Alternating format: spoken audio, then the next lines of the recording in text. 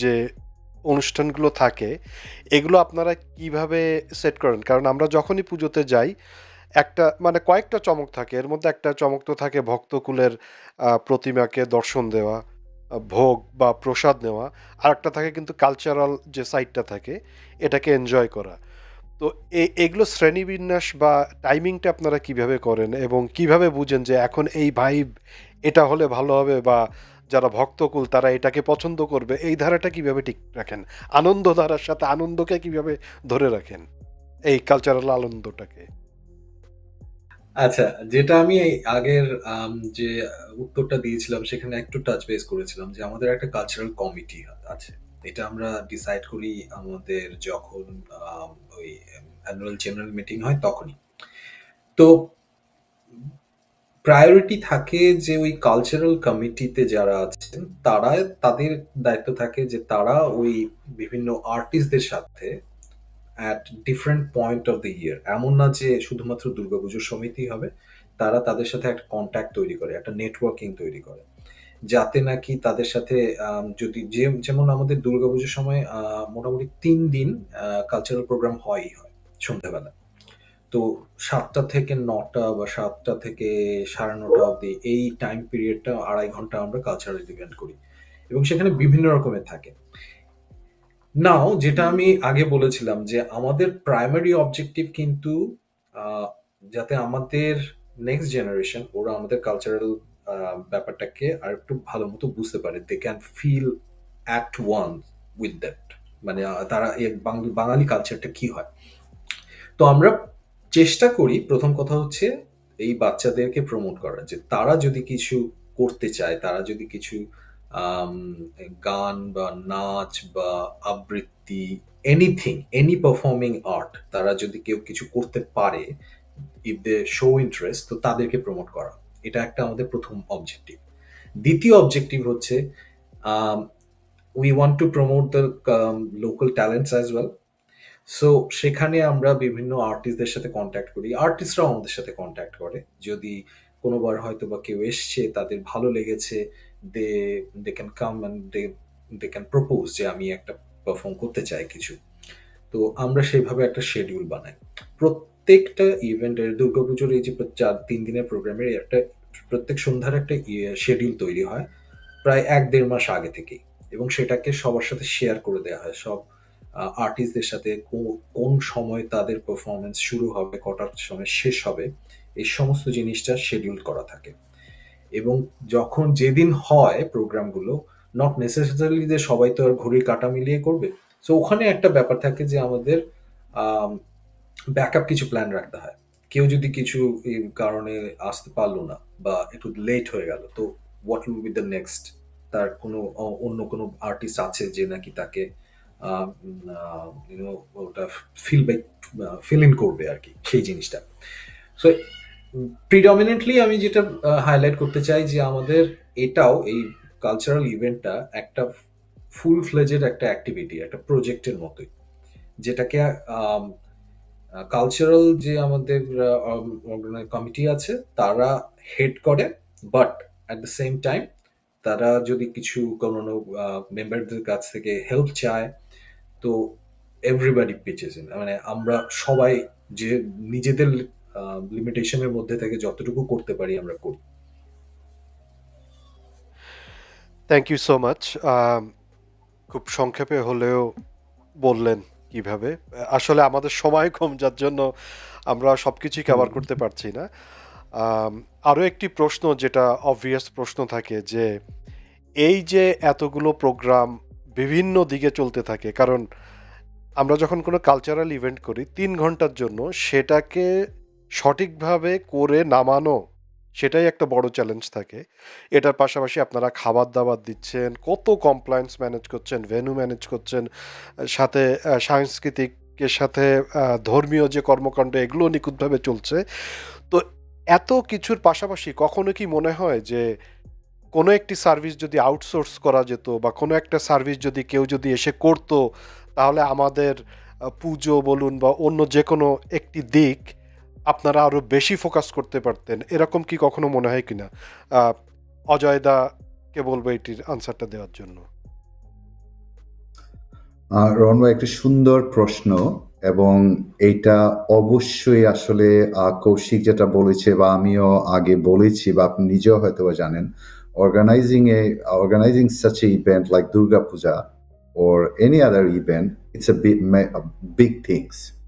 এবং আমি আগেই বলে গিয়েছিলাম যে আমাদের কিছু লিমিটেশনস আছে, যে ম্যান পাওয়ার, তারপরে হচ্ছে আপনার অ্যাকোমোডেশন লাইক ভেন্যু সিলেকশন, অনেক কিছু। একটা পুজো যখন করতে হয়, দেখেন পুজো, আমি যদি খুব ভেরি স্পেসিফিকলি বলি, আমাদের পুজোর সময় 3টা বা 4টা সেগমেন্ট ভেরি ইম্পর্টেন্ট।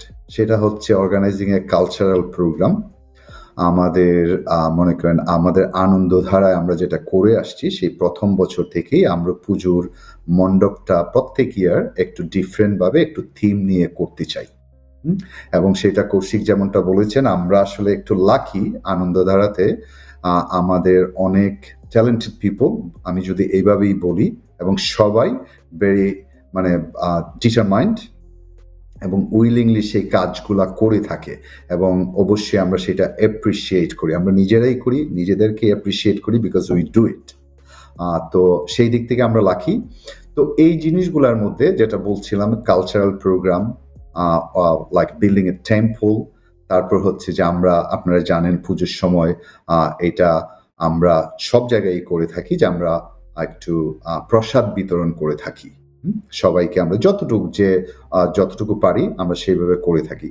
তো অর্গানাইজিং ফুড বা প্রসাদ যেটাই বলেন, it's a major factor for the like event. তারপরে যেটা হচ্ছে যে মনে করেন আপনার বিভিন্ন অ্যাডমিনিস্ট্রেটিভ ওয়ার্ক, তারপর হচ্ছে যে আপনার ভোগ বানানো, তারপরে হচ্ছে যে আমাদের যে আপনার যিনি আমাদের পুজোটা এক্সিকিউট করে থাকেন, যে আমাদের পূজারী, সেটাও একটা বিগ মেজর ফ্যাক্টর। তারপর হচ্ছে যে আমাদের মনে করেন কালচারাল প্রোগ্রাম করতে গেলে, কালচারাল প্রোগ্রামের মধ্যে রহমান ভাই আপনি নিজেই জেনে থাকবেন যে কালচারাল প্রোগ্রাম তো শুধু পারফরম্যান্স না, সেই জায়গায় আমাদের সাউন্ড সিস্টেম নিতে হচ্ছে, স্টেজ করতে হচ্ছে, তো বিভিন্ন কিছু আমাদের থাকে। ওই জিনিসগুলা যেটা কৌশিক বলে আসছিল এবং আমি বারবার করে বলছি যে আমরা মানে বিং অ্যাডভাইজার এবং কৌশিক এখানে প্রেসিডেন্ট, আমরা আমাদের মেম্বারদের প্রতি কৃতজ্ঞ যে তারা জিনিসগুলা করে থাকে। এবং আনন্দধারা, আপনি কৌশিক বলেছে, আমি একটু অ্যাড করে দিয়ে যাই, আনন্দধারা হচ্ছে যে আপনার registered charity organization, not for profit with Australian Charity Commission, ACNC, আপনারা জানেন। এবং আমরা একটা কি বলবো আমি ঠিক বুঝতেছি না, সেটা হচ্ছে যে আমরা অস্ট্রেলিয়ান ট্যাক্স অফিস থেকে আমরা 100% ট্যাক্স ডিডাক্টেবল অর্গানাইজেশন। লাইক আপনি যদি আনন্দধারাতে কিছু ডোনেশন করে থাকেন, সেটা হচ্ছে করেন, সেটা হচ্ছে যে 100% tax deductible, means Australian government সেটা সাবসিডি দিয়ে থাকেন। তো সেই থেকেই বলছিলাম যে আমরা যে যেটাই করছি দিচ্ছি, 100% সার্ভিস দিচ্ছি। এর জন্য আমি আমার আনন্দধারা মেম্বারদেরকে একটু থ্যাংক ইউ দিতে যাচ্ছিলাম। আর organizing all those things, it's a big things. এখন ওই জিনিসগুলো আমরা করে থাকি, এর মধ্যে যদি আমরা এই জিনিসগুলো আউটসোর্স করতে পারি, ওয়াই নট? এবং আমরা করতেও চাই। এবং আমরা অনেক সময় দেখেন, আমরা যেটা বলছি যে আনন্দধারা বা যে কোনো পুজো অর্গানাইজেশনে you can help many different way. আপনি যে কোনোভাবে সহযোগিতা করতে পারেন। আপনি শুধু ফাইন্যান্সিয়ালি সহযোগিতা করলেন সেটাই না, আপনি আপনার বুদ্ধি দিয়ে সহায়তা করতে পারেন, আপনি আপনার টাইম দিয়ে করতে পারেন, আপনি আপনার টাকা দিয়ে তো অবশ্যই করতে পারেন। এবং সবচেয়ে মজার ব্যাপারটা হচ্ছে অজয় দা, এখানে বিভিন্ন বয়স থেকে মানে ছোট থেকে বড় বৃদ্ধ পর্যন্ত বয়োজ্যেষ্ঠ মানুষ তারাও কিন্তু কন্ট্রিবিউট করতে পারে বিভিন্ন ভাবেই। এক্স্যাক্টলি রন ভাই, থ্যাংক ইউ। যেটা কৌশিক বলছিল সেটাই আবার আমি একটু রিটারেট করি যে your contribution can be anything. এটা মনিটারি কন্ট্রিবিউশন হতে পারে, যেটা বলছিলাম, এনিথিং। এবং যে কেউ, আমরা সেইটাকে সাধুবাদ জানাই।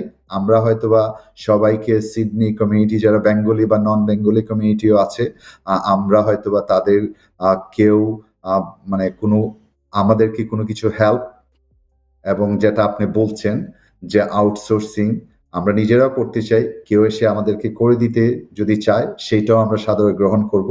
তো এটা হয়তো একটা মানে বিগ কোয়েশ্চেন আপনি করেছিলেন এবং আমি এক্সপ্লেন করলাম। আমরা করি, কেউ আমাদেরকে করে দিয়ে যায়, আনন্দ দ্বারা আমরা সেটা ওয়েলকাম করি।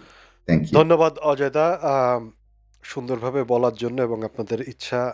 তো আর একটা প্রশ্ন থাকে এর সাথে, আপনারা তো বিভিন্ন ধরনের অনুষ্ঠান করে এসছেন এবং শুধু দুর্গাপুজোই না, আরও অন্যান্য অনুষ্ঠান করেন। তো আপনারা বলতে পারবেন কি এবার দর্শকদের জন্য এই বছর নতুন চমক কি থাকছে পুজো ছাড়াও?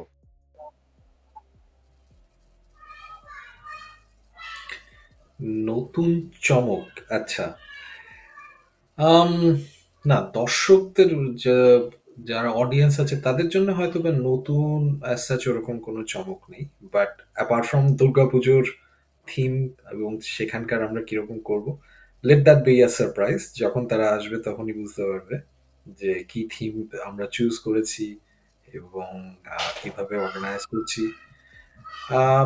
আদার দেন দ্যাট, আনন্দধারা আমরা মোটামুটি এইভাবেই করি যে যদি কোনো একটা কালচারাল প্রোগ্রাম আমরা অর্গানাইজ করি, সেখানে যদি বাইরের কেউ এসে আমাদের পার্টিসিপেট করতে চায়, দে আর মোস্ট ওয়েলকাম। সো এখানে আমি বলবো না এটা কোনো চমক, but it's kind of like, যেহেতু আমরা একটা ভলান্টারি অর্গানাইজেশন, তো আমরা চেষ্টা করি ব্যাপারটাকে টু সাম এক্সটেন্ট লিমিটেড রাখার জন্য। উই কান ডু ইট ওভারওয়েলমিংলি যে সবকিছু, আমাদের একটা মনিটারি রেস্ট্রিকশনও আছে, আমাদের একটা ফিজিক্যাল কাজেরও আছে। আই উডন্ট সে, হ্যাঁ ওইভাবে বলবো না যে কিছু এক্সট্রা অর্ডিনারি কিছু একটা চমক আছে আমাদের না, আমি এবারের যেটা মিন ইস্যুতে। করেছিলাম যে আমরা যদি স্ক্রিনে দেখি যে একটা কালচারাল অনুষ্ঠান ছিল যেটি ত্রিমাত্রা নাম দিয়ে হুম, হয়েছিল, বাট রাইট। পিছনে আসলে ছিল আনন্দধারার সবাই ওখানে। তো এই রকম একটা চমক, মানে এটা কিন্তু অনেকটা কিন্তু চমকই ছিল মানুষের জন্য। আচ্ছা, আনন্দধারা করছে ত্রিমাত্রা এবং অনুষ্ঠানটা কিন্তু সবাই উপভোগ করেছে, যেখানে আমাদের এহসান ভাইও পারফরমেন্স করেছে এবং বাংলাদেশ থেকে ছিল আহ, আহ, গোপ, ওনার প্রিয়াঙ্কা। লাস্ট নামটা প্রিয়াঙ্কা গোপ, রাইট? তো that was a fantastic combination এবং মানুষ কিন্তু মানে হঠাৎ করে এরকম একটা অনুষ্ঠানের প্রেজেন্টেশন থাকবে এবং যেখানে ওখানে যে নাচ ছিল এবং টোটাল অনুষ্ঠানটা শুরু থেকে শেষ পর্যন্ত it was very organized, people they have enjoyed the whole time.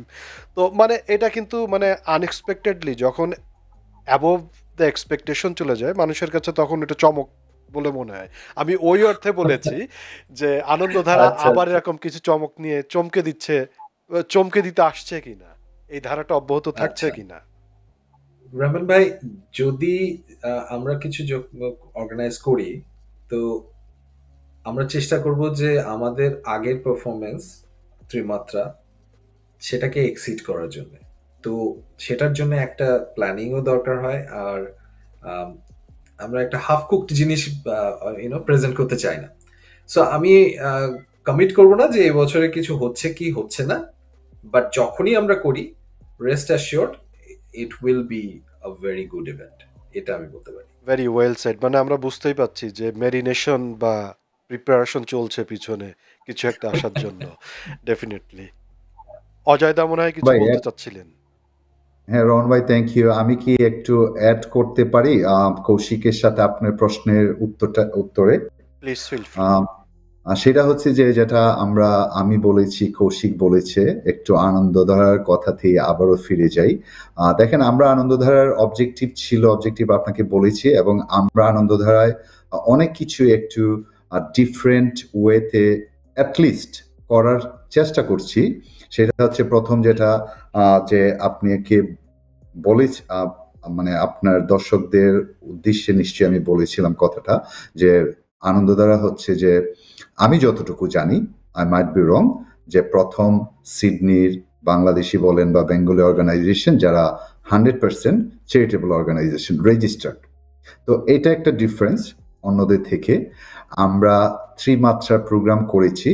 আমাদের উদ্দেশ্যই হচ্ছে যে আমি আপনার বলেছিলাম যে আমাদের মেম্বাররা আমাদের মানে আনন্দধারায় ডিফারেন্ট কাইন্ড অফ, মানে ডিফারেন্ট শ্রেণী পেশার, হ্যাঁ, মানুষজন আমরা আছি। সবাই, এবং আমাদের উদ্দেশ্য হচ্ছে